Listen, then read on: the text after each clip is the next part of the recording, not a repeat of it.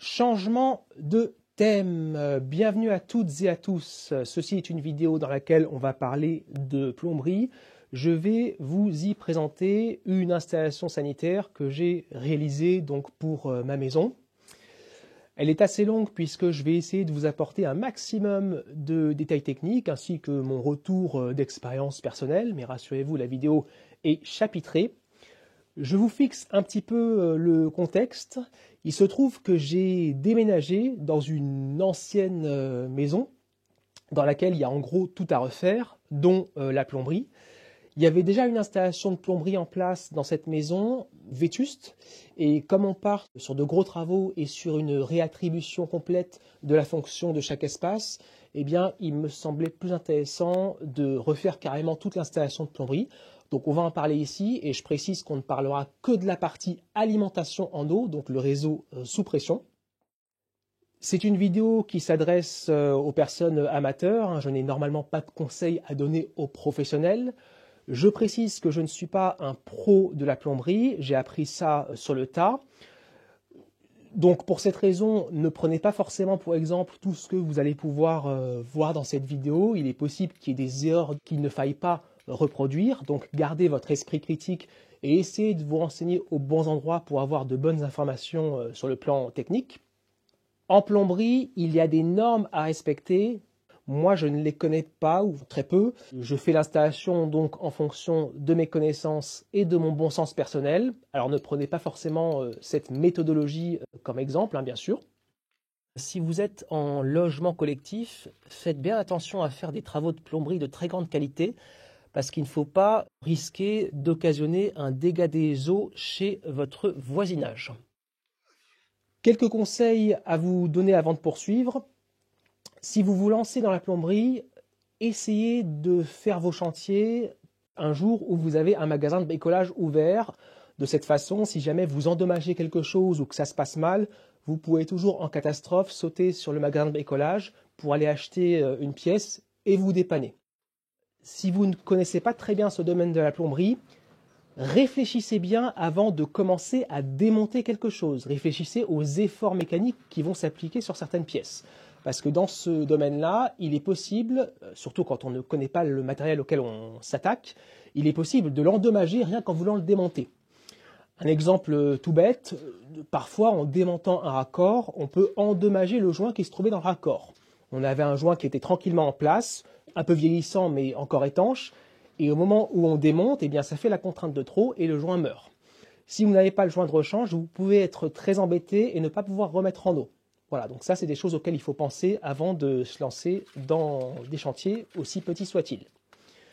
Dernier conseil, plus généraliste, concernant n'importe quel type de travaux que vous souhaitez faire chez vous, réfléchissez bien à ce que vous allez faire.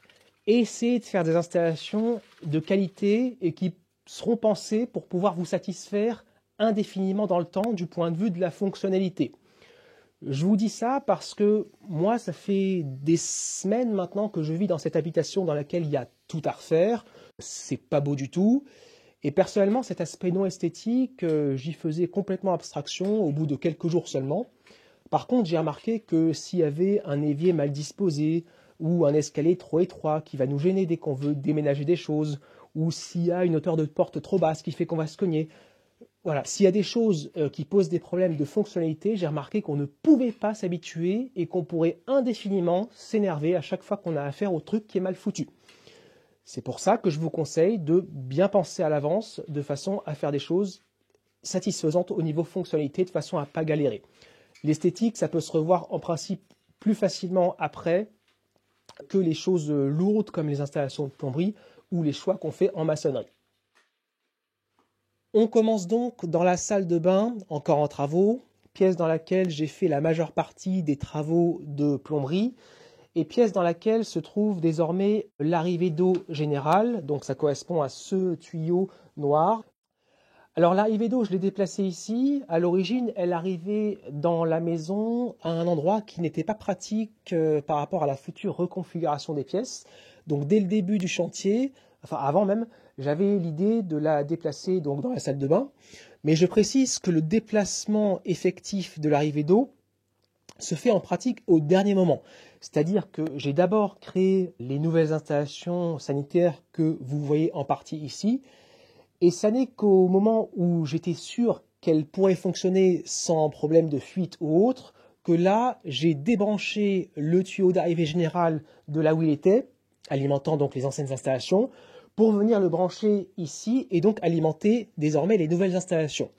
Le but en prenant cette précaution, c'est d'interrompre le service de l'eau le moins longtemps possible, parce que même si les anciennes installations n'étaient pas pratiques, je souhaitais quand même, le temps du chantier, pouvoir m'en servir.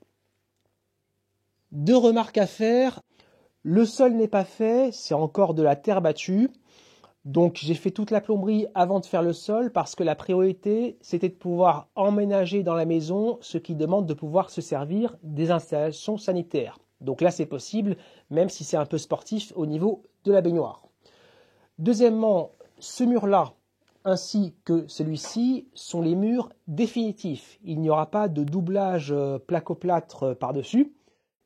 C'est la raison pour laquelle vous pouvez voir que j'ai collé le lavabo contre le mur. Alors il n'est pas tout à fait contre le mur puisque j'ai d'abord moulé une languette en mortier de façon à disposer d'une surface plate et ainsi pouvoir fixer le lavabo en le plaquant sur quelque chose de plat. Il est tenu par deux tiges filetées en inox 8 mm tenues dans le mur par scellement chimique. Donc une fois que j'ai dit ça, vous devinez que l'installation de plomberie que vous voyez est apparente et va le rester. On peut en penser ce qu'on veut au niveau esthétique. Moi personnellement, l'esthétique dans une salle de bain, ça m'importe peu, donc ça ne me dérange pas que tout se voit. L'avantage d'avoir une installation apparente, c'est que vous pouvez la modifier et la réparer facilement. Si jamais quelque chose se met à fuir, on va s'apercevoir assez vite que ça fuit, alors que si tout est caché derrière une cloison, il peut se passer un certain temps pendant lequel ça va couler derrière la cloison, ça va pourrir, moisir, les rails de placo-plâtre vont rouiller, le calage par-dessus pourra se décoller, et une fois qu'on s'apercevra du problème, il faudra tout démonter, réparer et ensuite refaire toute la cloison. Je vous dis ça, mais si une installation sanitaire est bien faite, normalement, vous n'avez pas tous les 5 ans besoin de démonter une cloison pour pouvoir venir intervenir sur l'installation. Mais quoi qu'il en soit, je préfère que tout soit apparent et directement accessible. Dans ce genre d'installation, il faut choisir avec soin l'emplacement de l'appareil de production d'eau chaude sanitaire. Parce que si vous avez un point d'eau très éloigné de l'appareil de production, eh bien quand vous allez y puiser de l'eau chaude, vous allez attendre longtemps que l'eau devienne chaude. D'une part, c'est inconfortable et en plus, ça génère du gaspillage.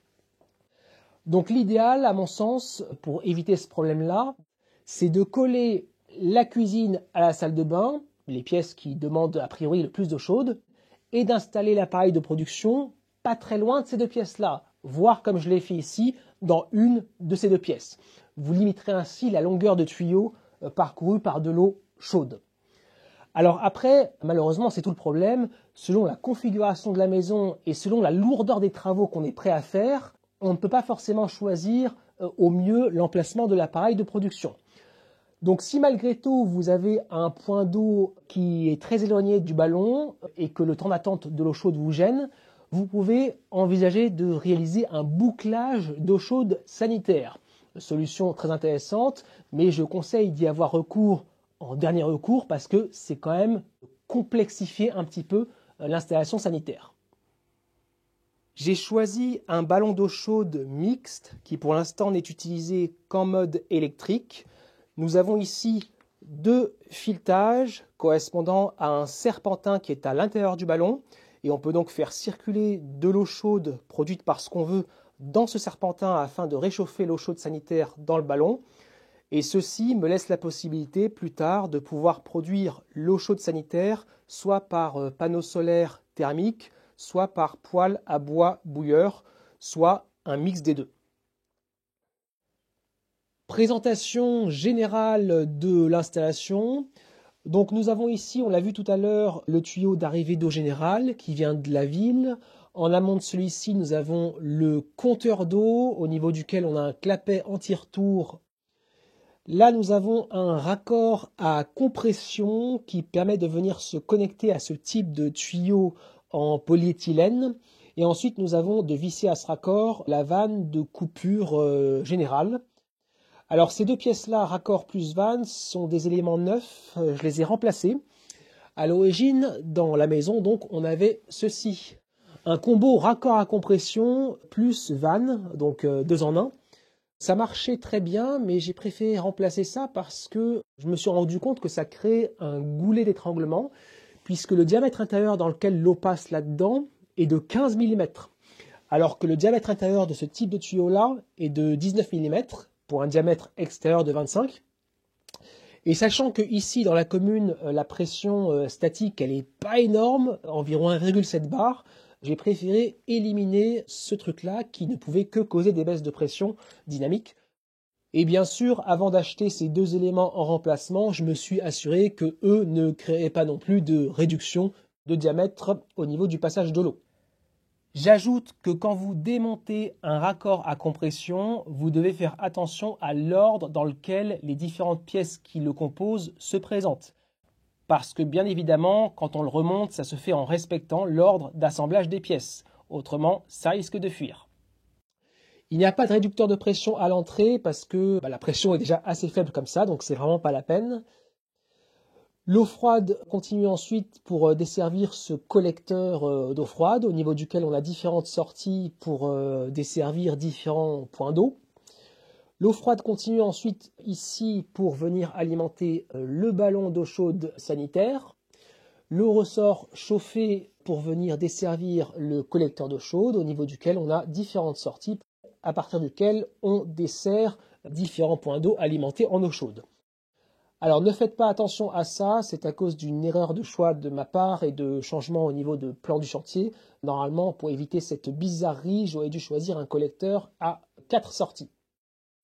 L'eau froide continue tout droit comme ceci pour desservir plus tard un futur réseau de sprinkler, donc un dispositif de protection automatique anti-incendie.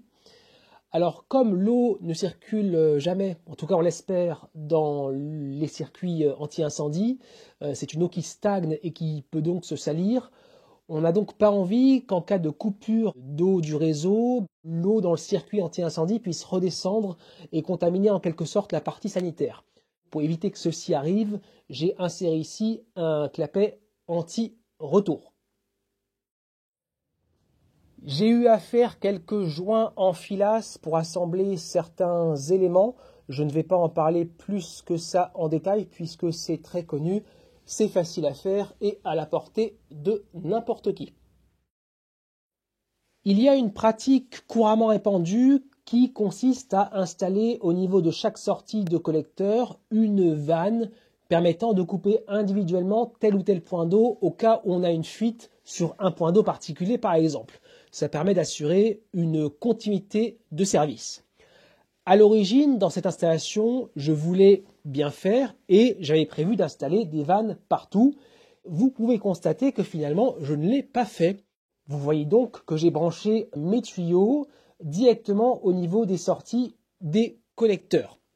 Ce qui fait que là, concrètement, si jamais il y a un robinet qui pète ou une brasure qui casse, je n'ai pas d'autre choix que de couper l'arrivée d'eau générale et donc je perds l'eau dans toute la maison, le temps d'effectuer une réparation. J'ai décidé, après réflexion, de ne pas installer de vanne pour faire des économies d'argent, mais attention, à mon sens, ce ne sont pas de mauvaises économies, parce que, après avoir bien réfléchi, je me suis rendu compte que quand une installation de plomberie est bien faite, eh bien, les problèmes obligeant à couper l'eau pour pouvoir réparer sont assez rares. Ça arrive peut-être tous les 6, 7, 8 ans.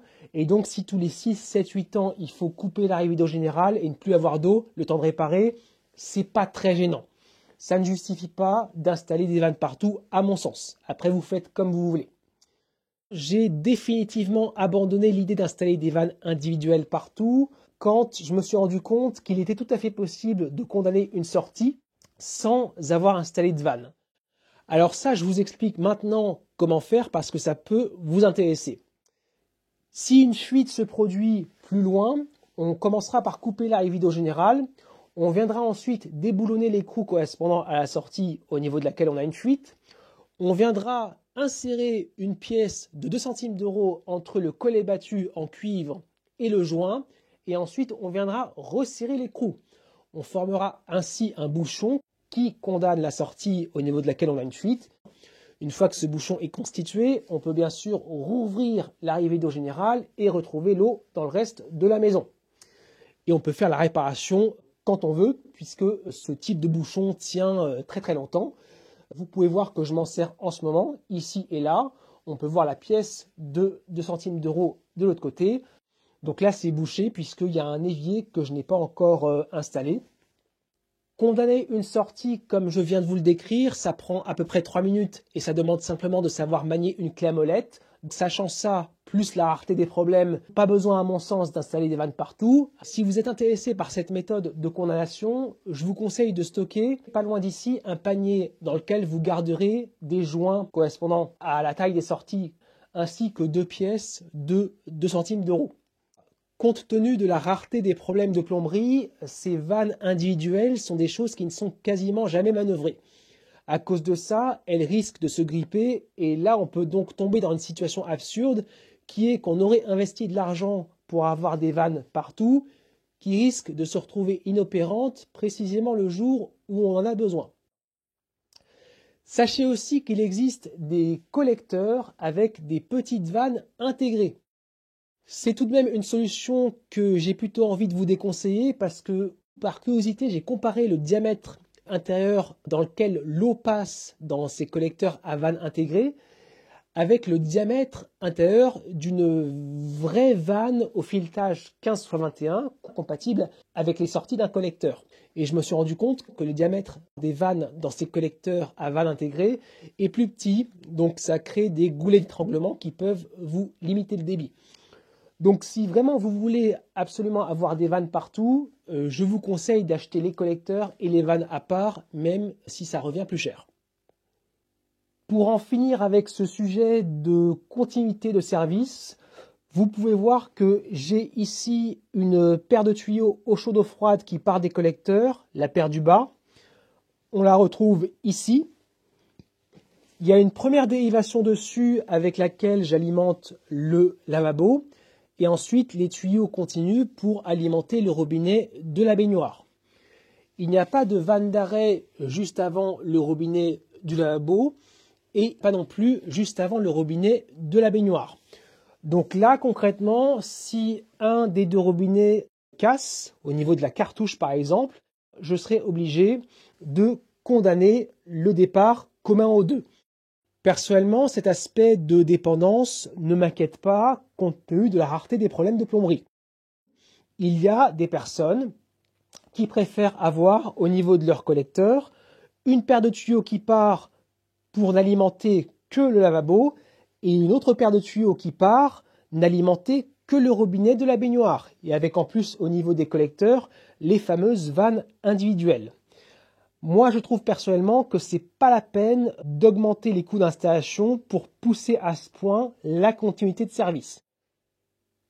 J'ai fait la quasi-totalité de l'installation avec des tubes en cuivre, comme anciennement, alors que la coutume, depuis un certain temps déjà, c'est plutôt de faire les installations soit en tubes multicouches, soit en tubes PER, c'est-à-dire des tuyaux en plastique, pour faire simple.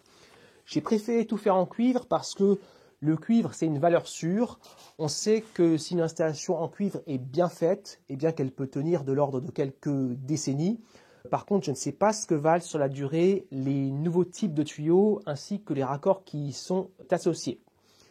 Sachez quand même que le cuivre, c'est le plus compliqué, le plus long à mettre en œuvre et c'est ce qui demande vraiment le plus de savoir-faire. C'est aussi avec ce matériau-là que les installations seront les plus coûteuses. Néanmoins, il est intéressant dans le sens où il a une caractéristique bactéricide, donc ça c'est pertinent concernant la qualité de l'eau. Et aussi le cuivre est intéressant dans le sens où à chaque fois qu'on va ajouter des éléments de raccord dessus, donc typiquement un T abrasé comme ici, ça pourrait être un coude, eh bien ça ne va pas créer de réduction de diamètre au niveau du passage de l'eau. C'est-à-dire que si vous comparez le diamètre intérieur du T avec le diamètre intérieur du tube en cuivre, eh bien, visiblement, c'est à peu près la même chose. En ce qui concerne les raccords destinés aux tubes multicouches ou PER, c'est pas du tout la même histoire. Et je vous ai pris le tube PER en exemple, avec son raccord prévu pour. Pour faire la connexion entre les deux, on vient assembler les éléments comme ceci. Vous avez un élément du raccord PER qui vient rentrer à l'intérieur du tube PER. Et là, vous vous rendez compte que le trou dans lequel l'eau va passer, dans la pièce en laiton, est plus petit que le diamètre intérieur du tube PER. Ce qui veut dire qu'à chaque fois qu'on va ajouter des raccords sur les tubes PER ou multicouches, on va comme ça créer tout au long du circuit des resserrements qui vont réduire le débit et faire baisser la pression dynamique. Et là, on en revient au début. Comme dans cette maison, la pression elle n'est pas énorme à l'entrée, eh bien, j'avais tout intérêt, à mon sens, à utiliser du cuivre et les raccords qui vont avec, qui ne causent pas le problème qu'on vient d'exposer. Pour créer une installation en cuivre, vous pouvez choisir d'utiliser des raccords abrasés, comme celui-ci, mais vous pouvez aussi décider de faire toute votre installation sans brasure, donc sans flamme. Il existe par exemple des raccords appelés raccords bicônes que l'on installe sur les tubes en cuivre simplement grâce à une clé à molette. Ils deviennent étanches à partir du moment où on a serré suffisamment un écrou. Vous avez aussi des raccords que l'on clipse directement sur les tubes en cuivre. Une fois qu'ils sont clipsés, eh bien ça devient étanche. Et enfin, il existe des sortes de colles qui permettent de coller des raccords qui sont à la base prévus pour être brasés. Toutes ces méthodes dites sans brasure peuvent vous intéresser, surtout si vous n'avez pas envie de manipuler un appareil à flamme. Alors moi personnellement, je préfère tout faire avec des brasures et je vous conseille, quoi qu'il en soit, d'apprendre la brasure tendre parce que c'est quelque chose qui ne pourra, à mon sens, que vous rendre à l'aise à l'idée d'intervenir sur une installation où vous avez des tuyaux en cuivre. Je vous conseille d'apprendre à braser parce que moi personnellement j'ai appris ça à l'âge de 14 ans et à cette époque-là je ne savais pas qu'il existait des méthodes sans brasure puisque Internet n'était pas aussi développé que maintenant. Et à partir du moment où j'ai su braser, ça m'a rendu capable de réparer des parties d'installation et aussi de faire des extensions d'installation. C'est à mon sens ce qui peut vous rendre à l'aise avec le cuivre et qui peut vous rendre aussi le plus polyvalent possible. Je vous donne quelques exemples où savoir braser est bien utile. Alors, imaginons que vous fassiez des travaux chez vous et que là, il y a un objet lourd qui vient taper sur l'installation et que ça fait péter une brasure au niveau d'un raccord. À ce moment-là, ça se met à fuir. Eh bien, si vous savez braser, vous ne paniquez pas plus que ça puisque vous savez que vous pouvez potentiellement refaire la brasure que vous venez de casser. Autre exemple, admettons que vous ayez entamé des travaux chez vous, vous avez coupé un tube en cuivre et pour une raison quelconque, un imprévu, vous vous rendez compte que vous ne pouvez pas finir le chantier que vous avez commencé. Le problème, c'est que le tube est coupé et donc vous ne pouvez pas remettre en eau, sinon ça coule. Eh bien, si vous savez braser, vous savez qu'à tout moment, vous pouvez réaliser un bouchon pincé sur un tube que vous avez coupé. Donc je passe volontairement sur les détails ici, mais en gros, vous pincez le tube et vous venez colmater avec du métal d'apport. Ça forme un bouchon et ça vous permet de remettre en eau temporairement et de reprendre le chantier beaucoup plus tard. Autre exemple, imaginons que vous ayez des trous ou une petite fissure qui apparaît au niveau d'un tube en cuivre. Ça peut arriver avec l'usure. À ce moment-là, comme c'est sous pression, ça va se mettre à pisser assez violemment. Eh bien, si vous savez braser, vous savez que vous pouvez déposer du métal d'apport dans les petits trous ou dans les fissures pour colmater en attendant une réparation plus définitive. Donc là, vous voyez, ce sont des exemples de dépannage qu'on peut faire quand on sait braser.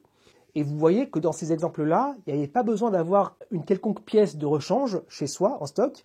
Il suffisait simplement de savoir déposer du métal en fusion quelque part pour colmater quelque chose et ça permettait de faire une réparation provisoire qui permet de s'en sortir en attendant mieux. Donc c'est pour ces raisons-là que je vous conseille d'apprendre à braser. Ça vous permet de vous sortir de situations urgentes et imprévues. Ça vous rend capable de vous dépanner vous et aussi potentiellement vos proches. Pour faire des brasures, vous aurez besoin au minimum d'une lampe à souder. Ce n'est pas l'outil le plus recommandé, mais si vous faites rarement des chantiers en plomberie, ce sera largement suffisant. Vous aurez besoin aussi de fils d'étain spécial pour la plomberie, ainsi que de pâte décapante et de laine d'acier et ou de papier de verre. Je ne vais pas ici vous faire un tutoriel complet sur la brasure tendre, parce que ça a déjà été fait maintes et maintes fois sur YouTube. Je vais par contre insister sur deux points très importants. Premièrement, les pièces que vous vous apprêtez à assembler, donc cuivre ou laiton cuivre, doivent être parfaitement nettoyées, désoxydées aux endroits où vous voulez effectuer la brasure. Ne bâclez surtout pas cette étape de nettoyage désoxydation parce que le métal d'apport, donc l'étain, peut s'accrocher sur le cuivre, mais pas sur les oxydes de cuivre. Si vous bâclez le nettoyage et qu'il reste des parties oxydées, vous aurez soit des fuites, soit quelque chose de fragile, donc une brasure qui cassera plus facilement dans le temps au fil des variations constantes de pression d'eau dans le réseau. Aussi, faites attention à ce que la vanne avec laquelle vous coupez l'eau dans le circuit ferme bien. Il peut arriver d'avoir des vannes usées qui laissent passer, malgré leur position fermée, un goutte à goutte. Et si, malgré la coupure, un goutte à goutte continue à circuler dans le tube au niveau duquel vous voulez braser, eh bien vous serez très embêté puisque l'eau résiduelle empêchera la montée en température du tube en cuivre, ce qui fait qu'on ne pourra pas atteindre la température de fusion du métal d'apport et donc vous ne pouvez pas braser. C'est d'autant plus embêtant si vous vous rendez compte que la vanne ferme mal alors que vous avez déjà coupé le tube en cuivre. Si une vanne ne ferme pas bien et que le débit de fuite n'est pas trop important, on peut essayer de s'arranger avec des pompes pour virer l'eau le temps de faire la brasure, mais vous voyez, ça peut devenir tout de suite un petit peu plus galère. Faites attention à ce problème-là, notamment si vous voulez faire une brasure dans un endroit où l'altitude est plus basse par rapport à la vanne avec laquelle vous coupez l'eau. Si vous avez la possibilité de dévisser un raccord vous permettant de dévier vers l'extérieur le débit de fuite dû à la vanne, et bien là vous êtes sauvé puisque vous n'aurez pas l'eau qui s'accumule dans le tuyau. Donc en résumé, réfléchissez bien avant d'intervenir. Si vous devez effectuer une brasure et qu'une vanne se trouve pas très loin sur la même conduite, vous devez impérativement la démonter parce qu'elle n'est pas conçue pour supporter l'élévation de température due au chalumeau. Je prends l'exemple d'une vanne, mais ça pourrait être un autre élément sensible à la chaleur, comme un purgeur ou un clapet anti-retour qui serait à démonter avant de commencer à chauffer. Si c'est trop compliqué d'envisager le démontage de l'élément sensible, vous pouvez éventuellement insérer entre la zone à chauffer et l'élément un chiffon, un bibet d'eau, et on réapprovisionnera en eau de temps en temps. Ceci permet de limiter l'élévation de température à 100 degrés maximum, et donc potentiellement de préserver l'élément sensible. Je vous dis ça, mais attention, ajouter un point froid peut, selon les longueurs de tuyaux en jeu, empêcher d'atteindre la température de fusion de l'étain et donc empêcher de braser. Comme vous l'avez peut-être déjà remarqué, à chaque fois qu'il y avait des changements de direction à faire au niveau des tubes en cuivre, j'ai réalisé des cintrages. On n'est pas obligé de faire ça. Vous pouvez utiliser des tubes droits, les couper autant de fois que vous voulez et utiliser des coudes à braser, ou pas à braser d'ailleurs, à chaque changement de direction nécessaire. Moi, j'ai préféré tenter de faire des cintrages, d'une part pour avoir une installation qui ressemble un peu plus à quelque chose de professionnel. Aussi, je voulais tenter quelque chose de nouveau. Cintrer les tubes était intéressant dans le sens où ça permettait de faire des rayons de courbure assez larges par rapport aux coudes à braser. Et comme la pression est faible à l'entrée, eh bien, ça me permettait de limiter une fois de plus les pertes de charge dans les circuits. Je n'ai acheté pour toute l'installation que 2 coudes à braser pour un endroit où il aurait été quasiment impossible de cintrer pour des raisons d'accessibilité.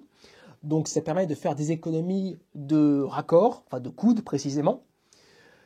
Pour pouvoir cintrer, il existe plusieurs méthodes nécessitant peu d'outils ou des outils de plus en plus complexes et de plus en plus coûteux, plutôt destinés aux professionnels.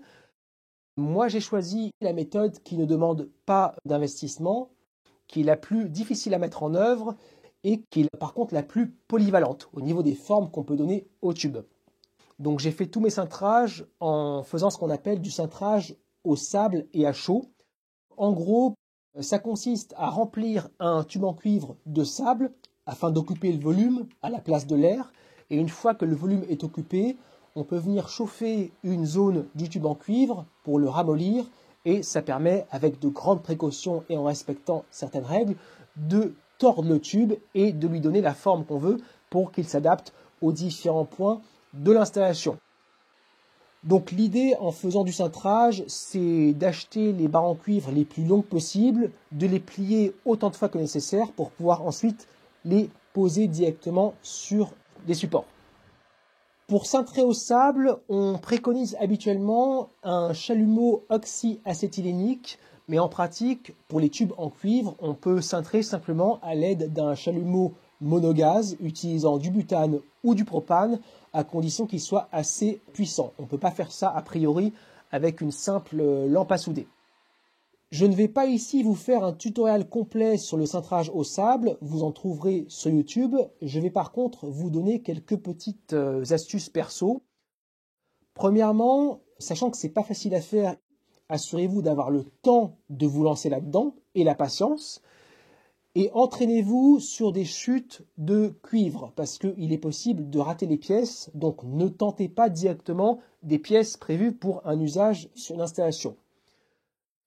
Deuxièmement, une fois qu'on a rempli les tubes de sable, on bouche les extrémités de façon à ce que le sable reste dedans. Il y a un type de bouchon qui est couramment utilisé qui consiste à prendre un morceau de bois dans le sens des fibres et à forcer sa pénétration dans le tube en cuivre à coups de marteau pour que ça vienne emprisonner le sable. Donc ces bouchons de bois marchent très bien. Le problème, c'est qu'avec eux, on ne peut pas réaliser de cintrage qui soit trop proche du bouchon. Sinon, au moment où on va venir chauffer, la chaleur va très facilement se propager dans le cuivre, elle va atteindre le bouchon, ça va commencer à le faire brûler, ça va dégager une fumée d'une part très inconfortable pour le travail, et en plus de ça, le bouchon qui commence à brûler va perdre en efficacité, il va pouvoir s'arracher, à ce moment-là le sable va s'en aller et on ne pourra plus tenter le cintrage. Il y a une idée que j'ai eue pour contrer ce problème-là qui a été l'emploi de bouchons en acier. Ça consiste à prendre un cylindre d'acier de quelques centimètres, on va le rentrer dans le tube en cuivre, on viendra faire des rainures au ras du cuivre dans l'acier et ensuite on pincera légèrement le cuivre pour le faire un peu rentrer dans les rainures de l'acier. Une fois qu'on a fait ce type de bouchon, eh bien, on peut faire sans problème des cintrages au plus près du bord du tube sans que le bouchon ne se dégrade. Avant de vous lancer dans un chantier de cette envergure, essayez de prévoir les choses le plus possible. Ne laissez pas de place à l'improvisation, ça ne pourra que vous amener vers des galères parfois pas faciles à résoudre. Faites des plans, des installations telles que vous les imaginez, de façon à ce qu'elles soient fonctionnelles. N'hésitez pas à revoir plusieurs fois vos plans, à vous demander si vous faites bien de faire telle chose de telle ou telle façon. Moi, je sais que j'ai revu mes copies plusieurs fois. Essayez aussi de prévoir de potentielles futures modifications ou extensions de votre installation de plomberie. Donc là, par exemple, vous pouvez, quand vous choisissez les collecteurs eau chaude ou froide, prévoir un nombre de sorties plus important que ce dont vous avez besoin. Les sorties qui ne seront pas encore utilisées pourront être bouchées par un bouchon vissé comme nous avons ici. Autre exemple, j'avais prévu que les tuyaux d'alimentation croisent les tuyaux d'évacuation sans qu'il soit nécessaire de faire un changement de direction à l'un ou l'autre. Donc j'avais prévu de plaquer les tubes d'alimentation contre le mur et d'éloigner du mur les tubes d'évacuation à l'aide de pattes de fixation assez longues. Sachant que la baignoire est relativement éloignée, mais pas trop non plus, du ballon d'eau chaude, j'ai prévu dès la construction de pouvoir éventuellement créer plus tard un bouclage d'eau chaude sanitaire par rapport à la baignoire au cas où je trouverais le temps d'attente de l'eau chaude trop long. Bouclage qui profiterait en même temps au lavabo. C'est la raison pour laquelle vous pouvez voir que sous la baignoire, au niveau de la conduite d'eau chaude, juste avant le robinet, j'ai prévu un T avec un morceau de tuyau qui pour l'instant est condamné. Et si un jour je veux créer la boucle sanitaire, eh bien je n'aurai plus qu'à couper ce tuyau pour venir brancher le troisième tuyau nécessaire au bouclage sanitaire. Je n'aurai pas à casser toute la plomberie à cet endroit, il me suffira de venir me brancher ici. Vous pouvez voir que derrière le ballon d'eau chaude, il y a une cheville qui dépasse du mur. Même chose ici. Ce sont des trous que j'ai fait à l'avance pour pouvoir fixer le troisième tuyau de retour de bouclage sanitaire. Je les ai faits avant d'installer le ballon d'eau chaude, de façon à ce que le jour où on veut fixer ce troisième tuyau, on n'ait pas à se demander comment je déplace le ballon d'eau chaude qui pèse 280 kg, simplement pour pouvoir passer la perceuse et faire les trous de fixation. On peut voir que j'ai inséré entre le groupe de sécurité et l'entrée d'eau froide du ballon ce T en laiton dont une sortie est pour l'instant bouchée. Si un jour je veux créer le bouclage sanitaire, je n'aurai pas à refaire toute cette partie de la plomberie. Il me suffira de venir dévisser ici pour venir brancher le retour de la boucle sanitaire. Donc vous voyez, ce sont des exemples concrets pour vous montrer que on peut essayer de prévoir les choses au mieux de façon à avoir le moins de galères possible si plus tard on souhaite pouvoir modifier ou améliorer quelque chose. Pour monter le robinet de la baignoire, je me suis servi de colonnettes. Sous les colonnettes, nous avons un filetage pour effectuer le raccordement.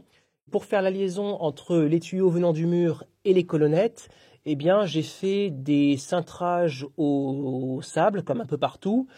Et au bout des tuyaux, j'ai passé un écrou libre et j'ai fait des collets battus pour pouvoir venir brancher directement mes tuyaux en cuivre au niveau des colonnettes. J'ai fait ça, mais c'est un truc que je vous déconseille de faire parce que j'ai régulièrement des problèmes de fuite. Il se trouve que la portée au niveau des colonnettes pour accueillir la surface des joints est très très mince, ce qui fait que souvent les joints se placent mal et ça cause des fuites. Donc pour éviter ces problèmes-là, je vous conseille d'effectuer la liaison entre vos tuyaux muraux et les colonnettes avec des flexibles. D'ailleurs, c'est ce que j'avais prévu de faire à la base. C'est pour ça que j'avais acheté ce genre de pièces que j'aurais brasé au niveau des tuyaux venant du mur ici. Et j'ai finalement décidé d'annuler l'installation de flexibles puisque réflexion faite, c'est quelque chose qui cause des resserrements, une fois de plus, au niveau du passage de l'eau. Au niveau de certains tuyaux d'eau chaude, j'ai placé de l'isolant thermique. Ça permet de garder l'eau chaude un petit peu plus longtemps dans les tuyaux entre les différents usages. Alors c'est surtout utile ici, c'est-à-dire tout près de la sortie d'eau chaude du ballon, parce que j'ai remarqué que cette zone-là était chaude en permanence. Donc ça permet de limiter un petit peu les déperditions. Ici, nous avons un départ eau chaude, eau froide. Les tuyaux descendent dans un regard en béton pour arriver sous le niveau du sol définitif. J'ai fait passer les tuyaux dans un gros tube en plastique qui fait office de fourreau. Donc là, je coupe la vidéo. Reprise, on se trouve ici 4 mètres plus loin, là où les tuyaux ressortent du sol. Le fourreau, je l'ai installé de façon légèrement inclinée dans le sol. Donc l'extrémité qu'on voit ici, c'est celle qui se trouve à l'altitude la plus haute. Et tout à l'heure, là où on était au niveau du regard en béton, c'est l'extrémité la plus basse. Donc le fourreau est légèrement incliné dans le sol et j'ai fait en sorte que cette extrémité-là arrive à peu près au ras du sol définitif. Et ceci permet plus tard, si un jour les tuyaux en place sont usés, eh bien de venir les remplacer. Puisque pour ce faire, il suffira de couper les tuyaux ici et aussi du côté du regard en béton pour pouvoir ensuite les extraire. Et ensuite, on pourra réinsérer par là 4 mètres de tuyaux tout neufs et il suffira de faire les connexions à chaque extrémité. J'ai voulu faire en sorte que mes tuyaux ne soient pas prisonniers d'un sol qui sera bétonné plus tard parce qu'à ce moment-là, pour envisager des remplacements, ça devient très compliqué. J'ai même la place dans ce fourreau de faire passer un 3e tuyau pour pouvoir créer un bouclage sanitaire au niveau de ce point d'eau. J'ai prévu là aussi un T avec une dérivation bouchée pour l'instant pour pouvoir connecter donc un tuyau de retour de boucle sanitaire. Retour dans la salle de bain. Là, nous avons un autre départ eau chaude, eau froide, la paire de tuyaux du haut. Les tuyaux rentrent dans le mur. Je coupe. Reprise, on se retrouve de l'autre côté du mur, là où les tuyaux ressortent. Donc, nous sommes dans la buanderie WC. Alors, faites pas attention au désordre ambiant, c'est encore en chantier. Ici, nous avons le tuyau d'eau chaude qui ressort pour alimenter un robinet qu'on verra après. Dessous, nous avons la conduite d'eau froide.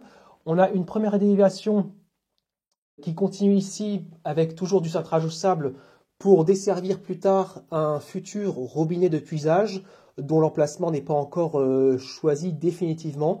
Pour l'instant, le tuyau est bouché. Il y a une autre dérivation pour alimenter le robinet du lave-linge qu'on verra après.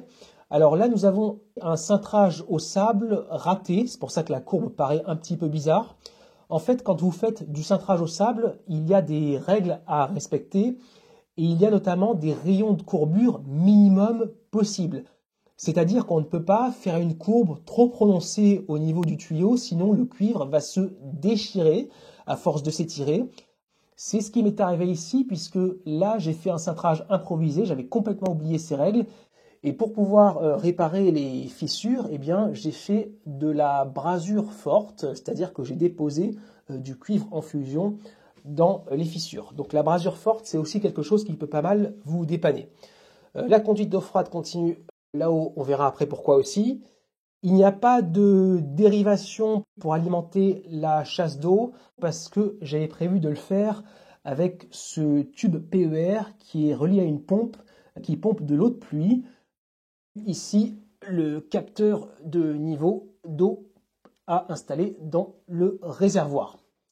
Alors, une fois de plus, nous n'avons pas ici la moindre vanne intermédiaire. Donc, s'il y a un problème de fuite, je suis obligé de couper dans un premier temps l'arrivée générale.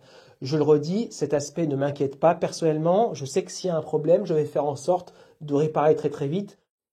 Peut-être que j'ajouterai éventuellement une vanne au niveau du robinet de puisage, enfin juste avant, une vanne avec purge, parce que là ça peut être utile pour éviter que le robinet ou une partie de la tuyauterie casse à cause du gel. Mais ce serait vraiment la seule vanne intermédiaire que j'installerai éventuellement.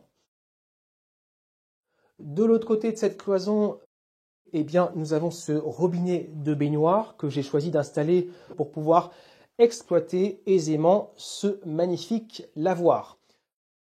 Ça permet de venir brancher à la place de la douche un tuyau avec lequel on a au bout un pistolet multijet, donc prévu pour le jardinage. Ça, c'est très bien pour pouvoir nettoyer tout ce qu'on veut. Et j'ai aussi remplacé le mousseur d'origine par ce bec d'évier orientable, chose très pratique aussi. Alors pour pouvoir monter un bec d'évier sur un robinet de baignoire, vous devez démonter le mousseur et visser dans le robinet un adaptateur de bec d'évier. Le filetage mâle que doit avoir l'adaptateur de bec d'évier pour pouvoir se visser dans le robinet de baignoire, c'est le 24 x 100. Je vous le dis parce qu'en France, on trouve très facilement des filetages 22 x 100. Je ne sais pas à quoi ils servent. Par contre, c'est infernal de réussir à trouver du 24 x 100. À tel point que j'ai été chercher l'adaptateur au bout du compte sur AliExpress.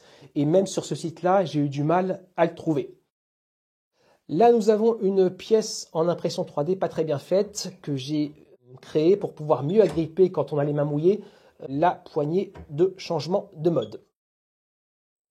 Là, nous avons pour finir le robinet de lave-linge. La connexion à ce robinet avec le tube en cuivre s'effectue en faisant un collet battu. Alors, je n'ai pas l'outillage spécialisé pour pouvoir faire les collets battus. Ce serait pas rentable pour moi de l'acheter. Et donc, j'ai fait des collets battus façon maison. Je vous en parle pas plus que ça ici puisque j'ai fait une vidéo dédiée à ce sujet-là. Voilà, donc j'ai terminé avec la présentation de l'installation. J'espère que cette vidéo aura pu donner envie à des personnes qui ne connaissent pas grand-chose à la plomberie de se lancer là-dedans. C'est vrai que c'est un domaine qui peut être un peu inquiétant parce que si on rate quelque chose, on peut avoir, comme c'est sous pression, des fuites impressionnantes et des dégâts des eaux. Donc pour éviter ça, il faut apprendre à faire les choses correctement. Je ne dis pas que je l'ai fait spécialement, mais j'essaye de faire de mon mieux. Il faut être très précautionneux et attentif à tout ce qu'on fait. Voilà, j'espère que cette vidéo aura pu vous apporter quelque chose. Je vous remercie de votre attention et vous dis à une prochaine fois. On parlera sûrement d'autre chose que de plomberie.